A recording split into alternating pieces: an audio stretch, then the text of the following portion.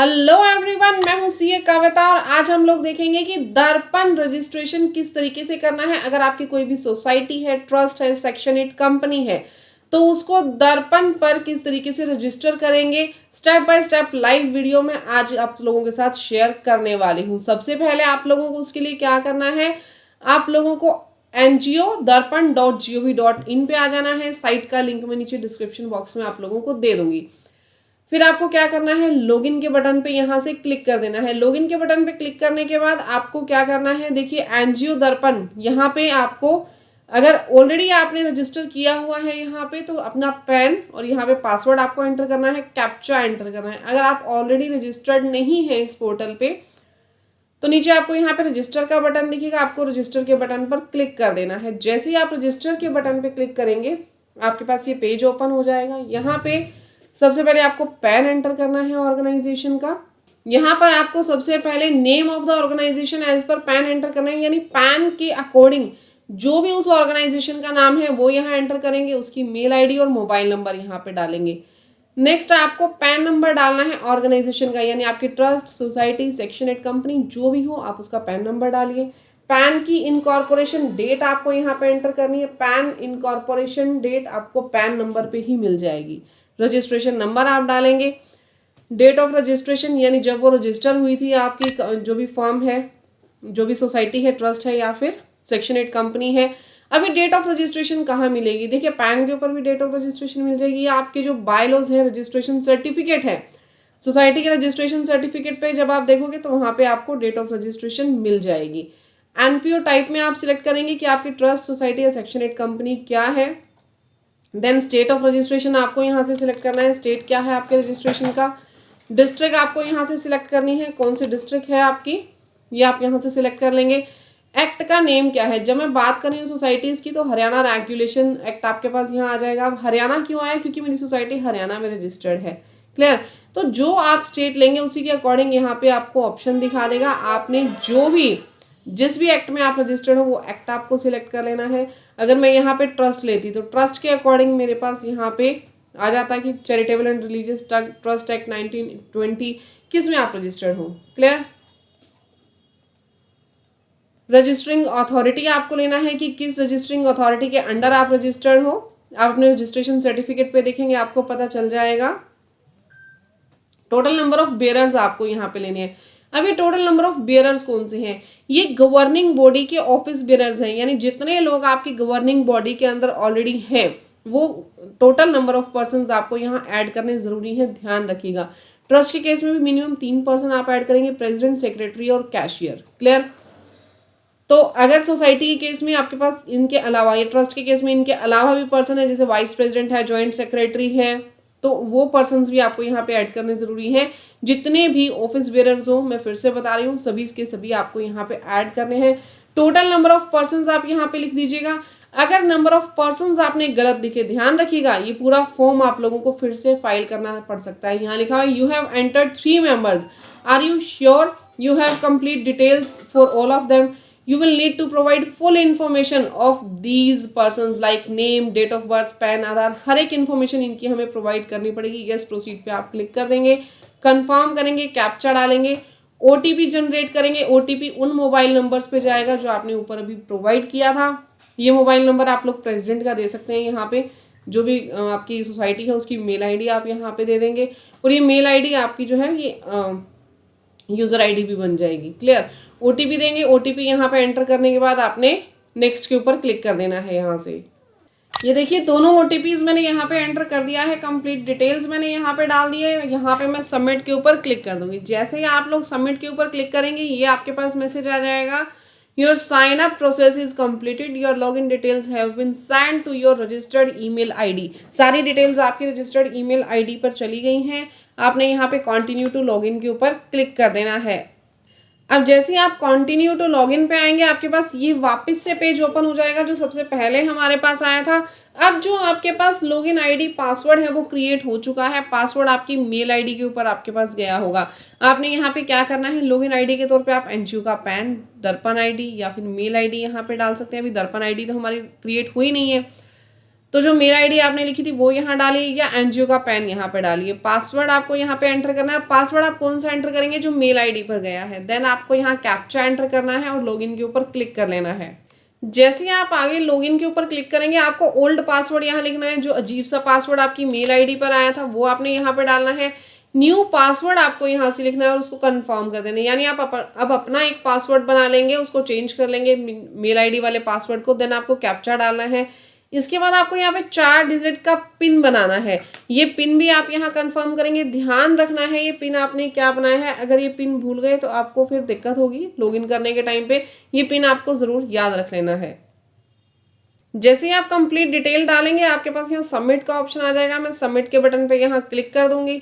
Submit के button पे click करने के बाद आपका जो पासवर्ड है, पासवर्ड चेंज हो चुका है। अब हमें क्या करना है, जो नया पासवर्ड हमने बनाया है उसके साथ हमें लॉगिन कर लेना है। सबसे पहले आप एनजीओ का पैन यहाँ डालेंगे, न्यू पासवर्ड जो क्रिएट किया है वो डालोगे। देन कैप्चा आपको यहाँ पे एंटर कर देना है, आप लॉगिन कर लेंगे। अब आईडी पासवर्ड डालने के बाद आपके पास 4 डिजिट का पिन मांगेगा। यहाँ 4 डिजिट का पिन आप जैसे ही डालेंगे लॉगिन का बटन एनेबल होगा। आपको लॉगिन के बटन पे यहाँ क्लिक कर देना है। देखिए मैंने लॉगिन के बटन पे यहाँ क्लिक कर दिया। अब ये आपके पास आपकी जो आईडी है ये ओपन हो जाएगी। यहाँ से हमें सारी इन्फॉर्मेशन फुलफिल करनी है।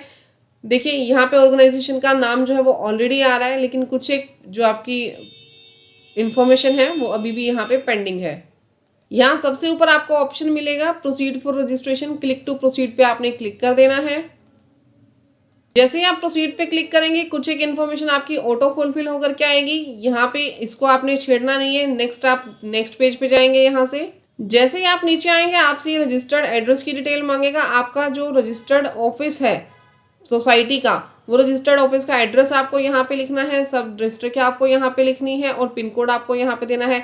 कॉरेस्पॉन्डेंस एड्रेस अगर आपका सेम है तो यहाँ पे आप लोग क्लिक कर देंगे, नहीं है तो यहाँ पे कॉरेस्पॉन्डेंस एड्रेस आप अलग से भी डाल सकते हैं।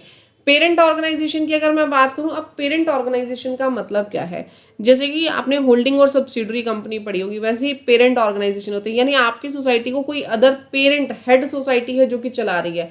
आप किसी अदर सोसाइटी के अंदर अगर काम कर रहे हो, अदर ट्रस्ट के अंदर अगर काम कर रहे हो, तो वो आपका ट्रस्ट क्या हो जाएगा, वो पेरेंट ट्रस्ट हो जाएगा और आप उसके चाइल्ड ट्रस्ट हो जाओगे। क्लियर? अगर ऐसा कोई कॉम्बिनेशन है तो आप यहाँ पे येस पे क्लिक कीजिएगा। अपने पेरेंट ऑर्गेनाइजेशन की आपको कंप्लीट डिटेल आप यहाँ पे देनी है कि आपका पेरेंट जो ऑर्गेनाइजेशन है क्या वो दर्पण में रजिस्टर है।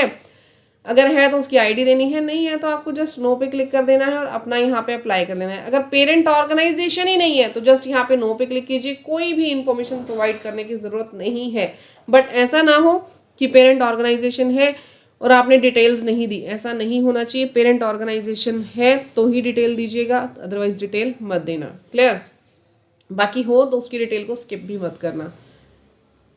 अब यहाँ पे आपको कुछ एक डॉक्यूमेंट्स अपलोड करने हैं। सबसे पहले तो आपको यहाँ पे उद्यम रजिस्ट्रेशन सर्टिफिकेट आपका अपलोड कर लेना है। सबसे पहले तो आपको यहाँ पे अपना रजिस्ट्रेशन सर्टिफिकेट अपलोड कर लेना है। उद्यम नहीं, जो नॉर्मल आपको जैसे सोसाइटी का रजिस्ट्रेशन सर्टिफिकेट हो गया या फिर ट्रस्ट का रजिस्ट्रेशन सर्टिफिकेट हो गया, वो यहाँ पे अपलोड करेंगे। देन आपको यहाँ पे अपना जो ट्रस्ट डीड है या फिर एमओयू है वो यहाँ पे अपलोड करना है। बायलॉज जो आपकी सोसाइटी के हैं वो यहाँ पे अपलोड होंगे। तो जो भी सपोर्टिव डॉक्यूमेंट्स है लाइक बायलॉज, ट्रस्ट डीड, वो आपको यहाँ पे अपलोड कर देना है। ये अपलोड करने के बाद आपके पास यहाँ सबमिट का बटन एनेबल हो जाएगा। सबमिट के बटन पे आप लोगों ने क्लिक कर देना है। जैसे ही आप सेव के बटन पे क्लिक करेंगे आपको यहाँ पे ये पेज ओपन होके मिल जाएगा। यहाँ पे आपको क्या करना है, सभी मेंबर्स की डिटेल देनी है। यहाँ पे ऐड न्यू मेंबर पे आप क्लिक करेंगे। ऐड न्यू मेंबर पे क्लिक करने के बाद जो भी आपका प्रेसिडेंट है, सेक्रेटरी है, कैशियर है या अदर आपके जो भी गवर्निंग बॉडी के मेंबर्स हैं उनकी डिटेल्स हम लोग यहाँ पे देंगे।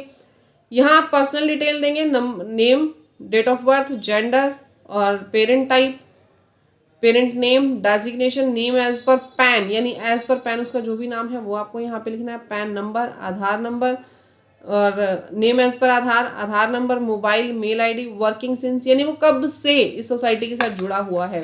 आपके पास जो भी फॉर्म नंबर 17 फाइल होते हैं सोसाइटी के केस में या फिर ट्रस्ट डीड में, आप देख सकते हो कि मेंबर्स बोर्ड रेजोल्यूशंस के अंदर कब ऐड हुआ था, जब से वो सोसाइटी से या ट्रस्ट से जुड़ा है, वो डिटेल्स आपको यहाँ पे देनी है। एड्रेस यहाँ पे उस पर्सन का आपको देना है। एग्री करके यहाँ पे सबमिट के ऊपर आप लोगों ने क्लिक कर देना है।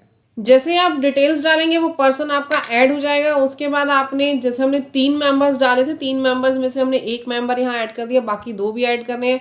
तो ऐड न्यू मेंबर पे आप लोगों को क्लिक कर देना है। ऐड न्यू मेंबर के बाद सेम उसी तरीके से पर्सनल डिटेल्स यहाँ पे ओपन हो जाएंगी। तो बाकी के 2 मेंबर्स भी आपने सेम तरीके से ऐड कर देने हैं। मैं दोनों मेंबर्स पहले अपने ऐड कर लेती हूँ। जैसे ही आप मेंबर्स की डिटेल्स यहाँ पे एंटर करेंगे, मेंबर्स की डिटेल्स एंटर करने के बाद आपको यहाँ पे वर्किंग एरिया पे क्लिक करना है। वर्किंग एरिया में आपको एरिया बताना है कि किस एरिया के अंदर आप काम कर रहे हो। जैसे सबसे पहले तो आपको यहाँ पे अपना स्टेट बता देना है कि आपका स्टेट कौन सा है। डिस्ट्रिक्ट आपको यहाँ पे अपने बता देनी है कि डिस्ट्रिक्ट कौन सी है।